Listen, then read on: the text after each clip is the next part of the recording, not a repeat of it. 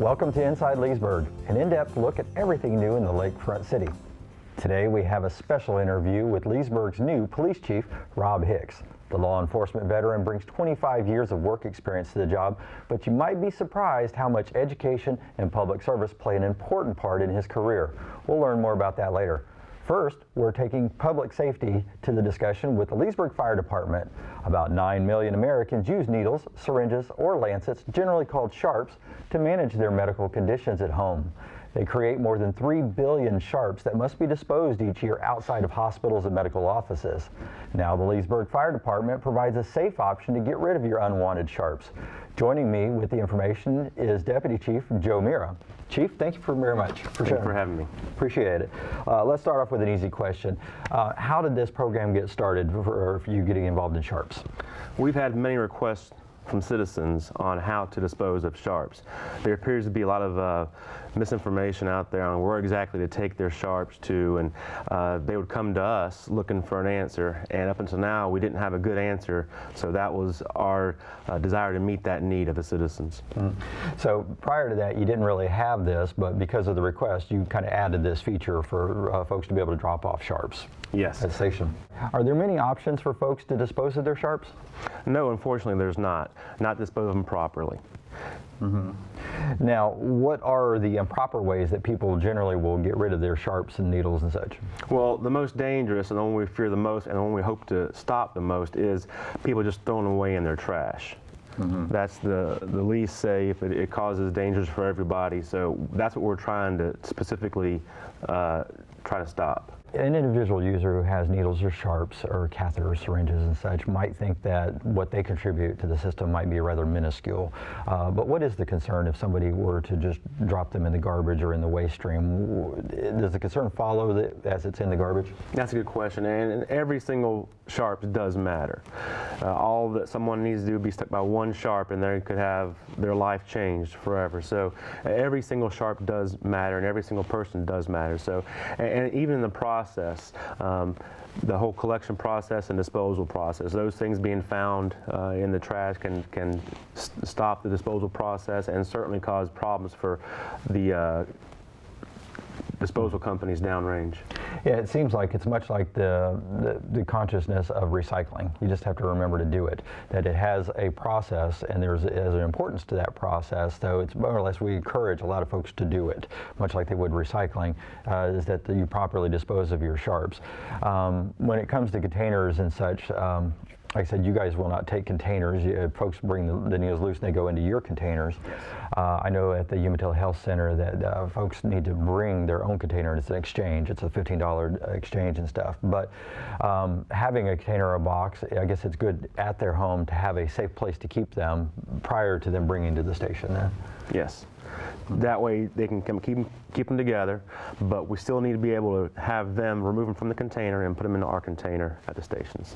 When somebody improperly disposes of sharps, let's say loose needles, sharps in a bag or a container or in a public receptacle, is that dangerous, and what exactly is the concern with doing it that way? It absolutely is dangerous. First off is just the fact that you can get punctured.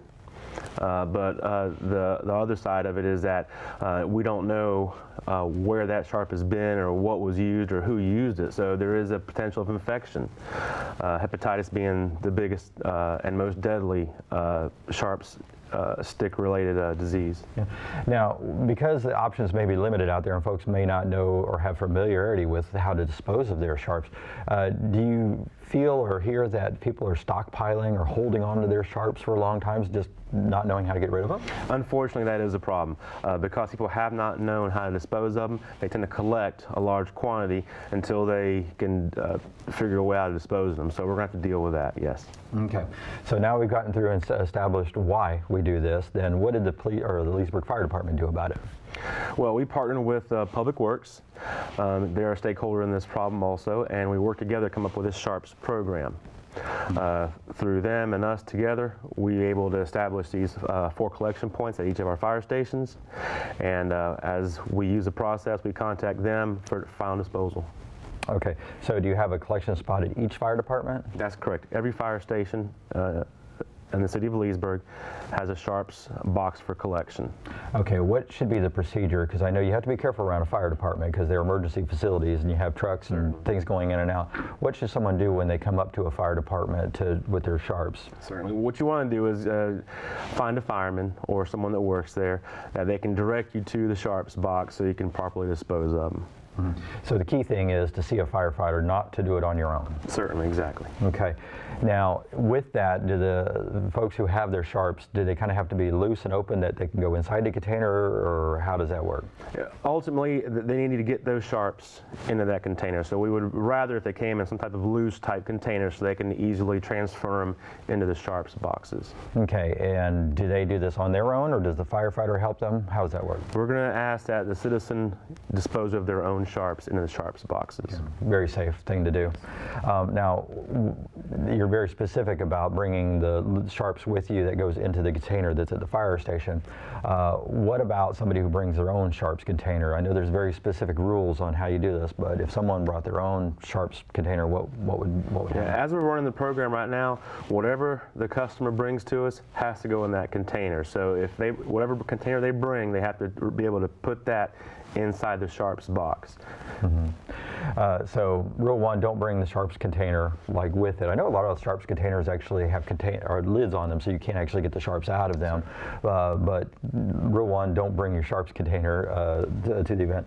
Also, I guess if folks may not see a firefighter there might be some inclination to drop the sharps container off or leave it there, and I guess that would be discouraged as well. Certainly, we don't want sharps just left there, and it's for safety reasons.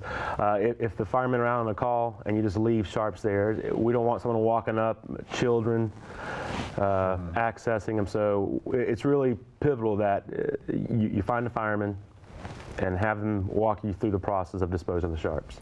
It's a key thing. Now, once your containers are full at each of the fire stations, what does the city do with them then?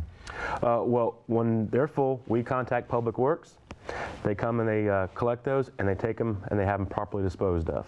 Okay. And I believe when I was talking to the Public Works Department, they take them over to the Lake County Health Department, which has their own disposal place that's out in Umatilla. It's at the Umatilla Health Center. And I believe the times on that was between 10 and 1 on weekdays is when they receive theirs. And so that would be another option, but certainly having a place here in Leesburg would be a lot closer and a lot easier for a lot of our folks who might be transportationally disadvantaged and such like that. Now, do you hope that in doing this, I know you just started this last week with the new containers and stuff, do you hope folks will take advantage of this rather than using garbage receptacles and such? Certainly, we hope for a number of reasons. First off, for safety. We just don't want those sharps in the garbage.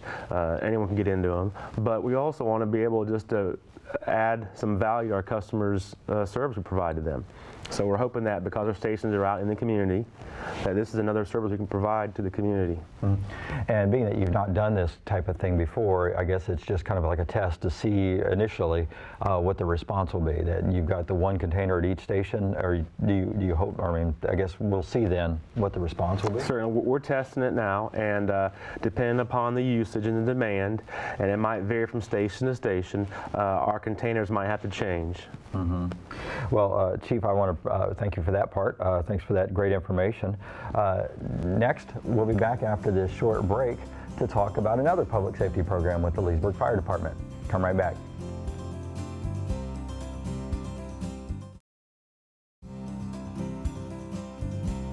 Welcome back to Inside Leesburg. Although Florida is the vacation capital of the world, the Sunshine State also is known for tornadoes, hurricanes, and other severe weather.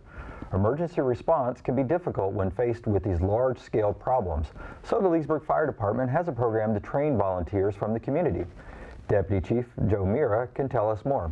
Chief, welcome back. Thank you for having me. Okay, tell me a little bit about the CERT program. What does CERT mean and what does this group do? Sure. CERT stands for Community Emergency Response Team. And what that means is they're members of the community that we provide some training and some very basic equipment so that they can first off prepare themselves, but that if something should happen, that they can at least help themselves, their families, and maybe their neighbors. It will help in the response overall. It's very much like the chain of survival for CPR. Every person has a part, and every part is important, and that CERT team is a part of that link. Now, the CERT program is a national program, isn't it? That's correct. It actually started in Los Angeles, I think, as a result of the earthquakes, and they have a very robust program there, actually, but it is a national program, and the curriculum comes through FEMA. Now, there's various degrees in which people can get certified for various things like CPR and other aid and various things, but being CERT certified actually is something that you get recognized as, that you've been trained in CERT, right? That's correct, yes. The folks who enroll in CERT program, what do you teach them?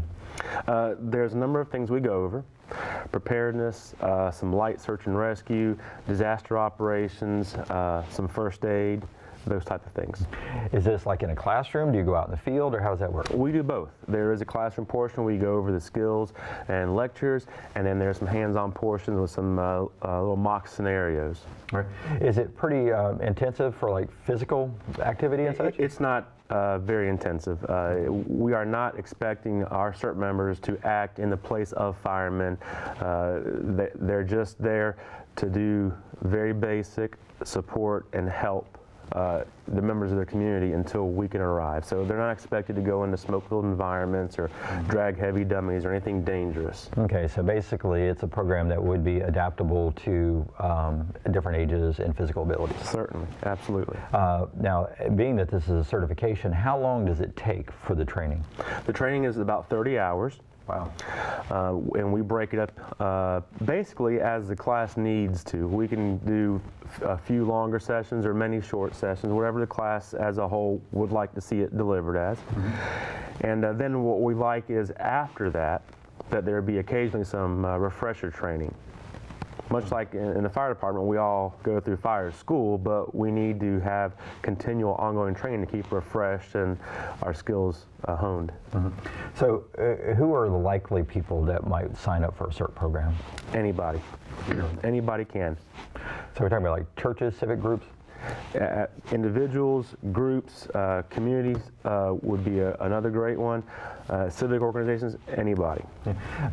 Neighborhood thing seems kind of interesting. You could get, if you live in a community, or small, medium, large, whatever, you could have neighbors certified in it so that they could kind of help in the neighborhood, I guess. Absolutely. And the benefit of a community that undertakes it is that there is some structure there and some organization, and it would be even more beneficial to the process. Okay, I know when the emergencies happen, there's very detailed procedures that firefighters and emergency officials have to follow. What do CERT folks do to kind of complement the process without doing what you guys do? How does that work? Certainly. In a large-scale disaster, we're never shy of needing more help. There's always a need for more help, more hands. So there is, through the training they've received, places that we can plug them into our operation. Whether it be as simple as distributing water or just helping out people with information, or searching areas that have very light damage. There's just a number of things they could do. And oftentimes when you have a large scale, maybe a regional emergency or disaster, say a hurricane or tornado, I know the firefighters have to prioritize the emergencies, and you might be off to one of the primary areas. Could the CERT program then be enlisted to go help in an area to kind of help in the meantime until you get to that point? Absolutely, and that's one of the big things behind it, is that perhaps one of the sides, there's a part of Leesbrg that's hit hard, and another side is not hit quite as hard. We're going to obviously have to focus our main efforts on those that are most in danger, those that are, we can benefit the most. Those areas aren't hurt quite as bad, but that still have damage. We might have a incredibly delayed response getting there, maybe hours, maybe days. And that's where CERT would really fit in. They would be there, and they could start rendering aid to those that they could to help ease the burden of that response. Now, you've already gone through one or more of these classes with the groups. How have they gone so far? They've done pretty well? Very, very well. People are excited about doing it, and they're excited about the information, and I think that people feel like they're contributing to the community, so I think it provides them with a lot. Yeah, I imagine. I can see where a lot of retirees would be involved in this. Like I said, neighborhood groups could be involved in it. Folks have time to get certified, but yeah, it seems to be a great benefit to the community. Now, do you have various cert groups located around the city, or do you know where your previous groups are at? So in case you need them, you'll know we got here. Certainly. We have, we're broke up basically geographically, a north, a central, and a southern. And they're intended to operate in those areas, but obviously they can go throughout the whole city. Now, in the previous years, I've seen some CERT members, I believe they got their vests on. Sometimes I'll see a helmet or something, but I've seen them at like parades and such. Is that part of just something in getting them active or acclimated to being out in the public, or how does that work? It's a good exercise for them on deploying and having their equipment, and just the communication side and organization. So although perhaps there's not a disaster there, it's just a good exercise for them more than anything else. Mm-hmm. And so how can somebody who might be interested sign up for this type of program? You contact the fire department, we'll be glad to give you more information. Okay, and the phone number is, you can reach it on the city's website, but you can just give them a call and somebody will be able to point them in the right direction? Exactly. Okay. Now, are there some people who might not be the best candidates for this type of training, or is it pretty open? Well, we're going to provide the training, and if people feel like they have limitations that they can't do part of it, then they don't have to. Mm-hmm. So it's really up to the individual to say, I can't perform this task, I can't perform this function, I don't feel comfortable doing it. That's quite right. If they walk away with one bit of information, one bit of knowledge that helps somebody, then the program was worth it. And for somebody who would say, well, I really can't make much of a difference, or they're a little bit hesitant to do this type of program, what would you say to encourage them, to tell them a little bit about the benefits of doing something like this? Certainly. Everyone can make a difference. Even if you're not able to perform a particular function or a skill, just recognizing that it needs to be performed, or just be able to tell somebody through your training that this is what's going on here, this is what I see. That's tremendous. Good deal. Chief Mayor, thank you very much for stopping by. You had another great public program. I know the Leesbrg Fire Department has lots of these, so we'll probably see you again soon. Do appreciate discussion on the CERT program. Thanks for having me. If you have questions about the Leesbrg Fire Department, visit them online at leesburgfiredepartment.com or check out their new Facebook page. We'll come back after the break with Leesburg's new police chief, Rob Hicks.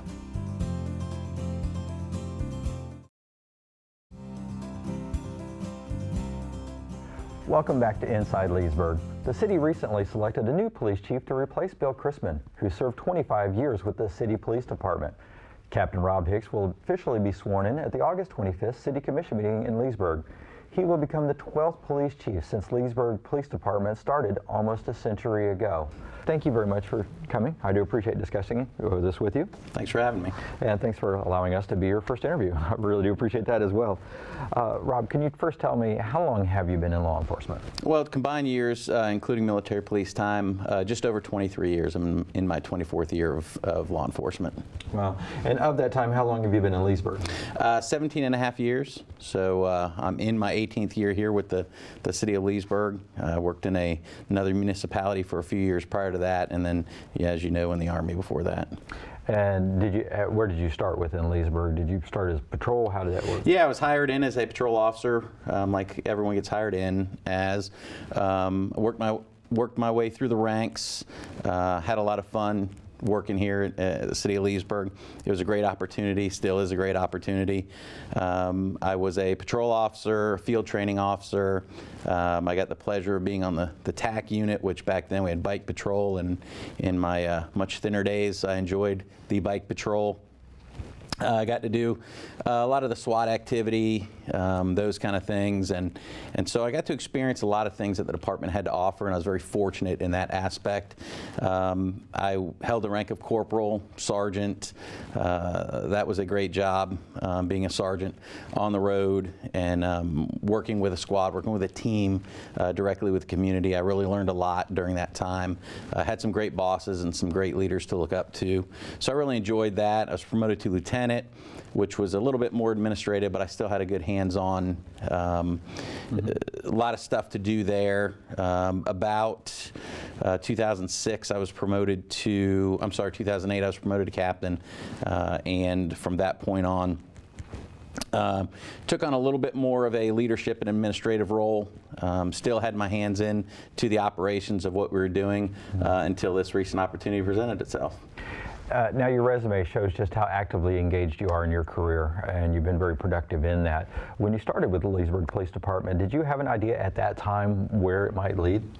I think I did. I think since I was a young man, when I decided to get into whatever it is I was doing, I sort of wanted to reach the pinnacle of that particular thing, whether it was as a young kid growing up in South Florida, surfing or skateboarding, or wrestling in high school. I ended up wrestling in the Army, and so when I take on a task, I want to see it through and reach the pinnacle. And I think when I started at Leesburg, I kind of had an idea that this is something that I wanted to do, and now that the opportunity has presented itself, I was thrilled to get it. Yeah, I know that within the police department you've been a standout, which is sometimes hard to do because you got a lot of exceptional police officers over there. We really do. So it's nice to see that you're in a group of people who are kind of like minds about their careers and their education. Now, tell me a little bit about where you're at now as captain. What are some of the roles that you take on within the police department, just briefly? As a captain, I'm in charge of several things. Public information is one of them, as you well know. Vice, the things that are not just normal patrol, so narcotics, and I have my hand in a little bit of everything as far as operational goes. I work hand in hand with our Major Rockefeller, and just basically a lot of things that requires the day-to-day operations to get done. I've got my hand in. Yeah, I know you're a very busy person, kind of hard to reach. Unless there's an emergency, then you're dealing with the public information and just stuff that I know, again, you really hard work, and you got a lot of hats that you wear over at the police department. Now tell me a little bit about your military background that you had before you went formally into police work. Well, when I got out of high school, I kind of had two options. Both were leaving my parents' house, and so one was always a good plan. Correct, yeah, for my parents. So pretty much every male Hicks joined the U.S. Army, and my brother was currently in the Army. He's 2 years older than I was, and so that was pretty much predetermined as a young man. So the day after my 18th birthday, I joined the U.S. Army, and really glad that I did. I got to experience some things that a lot of people have not. I was put in a lot of historical positions. I got to go to Honduras and several places in Central and South America while I was deployed. Went to Germany. Was actually in Germany during Unification Week when West Germany and East Germany went down. Got a piece of the wall as a souvenir. Nice. And so I was able to travel to those locations. Got deployed with 3rd Armored Division to the First Gulf War. So we were there for quite some time in a combat support role there. And shortly after that, the 3rd Armored Division disbanded, and I decided to get out of the Army that time and pursue a career in civilian law enforcement. Now, Rob, I've never asked you, where did you grow up? I was born and raised in South Florida. Really? I was born in Fort Lauderdale, raised just over in South Palm Beach, just over the Broward Palm Beach line, and I lived there until I joined the Army. Wow. One thing I thought was very, very interesting in your resume that might surprise folks who don't know or are not real familiar with police work is education. That education is very important to you, and you've taken in a lot of education. Why is that quest for learning so much of what I see from your history? Well, there's a couple reasons for that, quite honestly. When I got here 17 and a half years ago, I looked at our promotion policy, and part of that was, or a very big part of it, had to do with education. So you look at the formula for success, and education was part of that. And so I probably started down endeavoring into education as a means to an end, but once I got into it, I found it was something that I really enjoyed, so I kept going. After I had kids, I will say that during my high school years, I was a wrestler and probably not a standout straight A student. And as my kids began school age, I wanted to be able to instill in them the importance of education. And so instead of having to go back and pull out some of my high school report cards, I was able to show them my college report cards and show them that, you know, it's possible to have a busy schedule and be a straight A student, and that's what I strive to do. So in my quest for more knowledge and education, I kind of fell in love with academia, which led me into, you know, sort of a side job as well. Now, your learning is not all in law enforcement. Obviously, you have various certifications and such, but you actually have a master's degree. Could you tell me a little bit about where that's from and what that is in? Yeah, I have a master's degree in business administration with a concentration in public administration from Columbia Southern University. I'm currently enrolled in my second master's degree program, which is a Master of Science in Management from Excelsior. I have my undergraduate degree is from Warner University down in Lake Wales, and that's in organizational management. And my 2-year degree is here from Lake Sumter State College in criminal justice. I hold a couple of master's certificates. One is from the University of Louisville in police executive leadership, and also I'm a certified public manager. And all that can play an important role as you're managing the police department, that it's not all about police work, it's about managing the organization too. So I feel that could obviously be very important for you. Yeah, it's important when we're talking about leadership and management to have a world view of things. And so both in my academic world and in my law enforcement world and management, you know, I get to blend all of those things, and I think it's been helpful to me. And as if your career wasn't busy enough, you've taught as well. I do. I've taught for Columbia College, which is based in Missouri, but they have a large campus in Orlando. It's the largest of besides their home campus in Columbia, Missouri. Wow. Taught criminal justice to include master's programs there, and I am currently teaching at Lake Sumter State College in their organizational management program as an adjunct professor, and I really enjoy that. Now, as you mentioned, one of your hats that you wear is the public information officer for the police department. Do you think that has kind of helped shape your approach to being open to the community and communicating with the community in your new role as the chief? Absolutely. It's really opened my eyes to knowing or seeing firsthand how sharing information is important and how people want to know what's going on within your department. And so, you know, one of my platforms taking over here as the new chief is, you know, community outreach programs and really to engage the community and get them involved in the process. Now, I kind of got a trick question here. You worked for a long time with Chief Bill Chrisman. What's that going to be like this next week or so when you see him retire? What's that feeling going to be for you, since you have worked so long with him? It's going to be strange. You come to work every day and you have a boss, and all of a sudden the boss is no longer there, but then you're the boss. And so that is going to be sort of a surreal experience. I'm still trying to take everything in and do a little bit of, you know, reorganization, but it's going to be unique without him. You know, Chief Idell retired earlier in my career, and we sorely missed him, and we're going to miss Chief Chrisman as well. And I'm hoping that I'm going to be able to do good things, and when you're talking to the next chief or whoever's sitting in your chair, they're going to say they're going to miss me as well. So even though you've held lots of responsibilities within the police department and you've held most every position in the police department, is there a little bit of nervousness at all in taking on chiefs? Of course.